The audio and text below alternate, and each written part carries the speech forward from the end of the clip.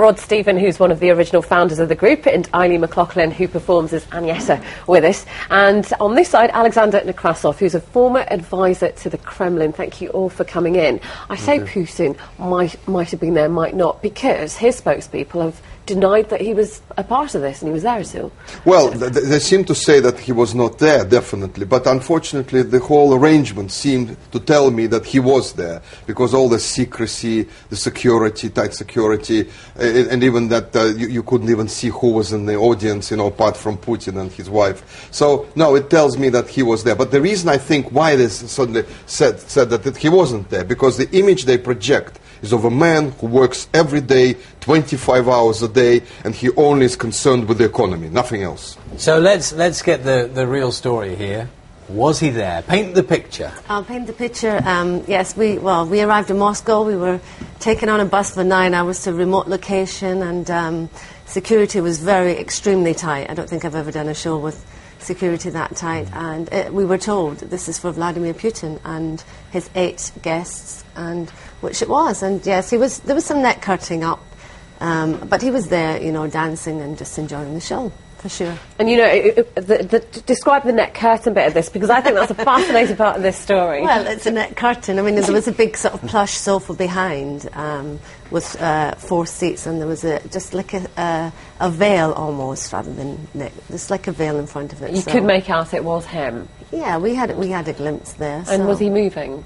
He was, yeah. He was moving. He was dancing to and enjoying it and clapping . And if we go back to a step further back, a phone call comes in. You know, normally I suppose you're booking gigs in wherever, halls and stuff, but this was a slightly different call. Yeah, it was from the Kremlin. It was a strange phone call. Kremlin, Russia, Moscow. We want Bjorn again to do a performance. And I just thought someone's having a bit of a laugh. As you what's would. going on? Yeah, of course. But it turned out to be a real inquiry. And you sort of, did you check up on it? How do you sort of check the veracity of a call like that? Well, I got it channeled through an agency in Moscow we normally do shows with, and that was all validated through them. Extraordinary.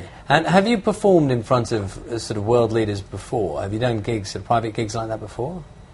Not that I can't think of anything quite someone like Vladimir. Quite as big. It's not quite that level. No. Hey, Alexander, how do you think this is going to go down with Russians in particular, who see Putin in a certain way, and he's got quite a tough image as well, isn't he? Well, I think many people will be wondering what the hell is going on there. And also, of course, the macho crowd, the ones who go for, you know, hard rock bands like Led Zeppelin or Deep Purple and so on, they would be very surprised. But I also think that there's another angle to it, because the 22nd of January, when the concert took place, is actually the anniversary of the death of Vladimir Lenin, the founder of the Soviet state and the Communist Party. And I suspect that some of those communists, you know, with the nostalgia for the old times, they're probably quite upset that Putin was actually jumping with joy on that day. So that's another interesting side to that story. And ABBA music, you know, it just seems like a strange choice. Or should we have known this? Well, actually, you know, some people joke in Russia that Putin and his crowd live in the 1970s. You know, their mentality is still, you know, that Soviet mentality. In the 1970s, ABBA was huge in Russia. So we are sort of saying, yes, that is a nostalgic journey backwards, back to the old times for Putin. And is there going to be a return gig? Presumably, given that he's denying it happened at all, it'll be a no, really.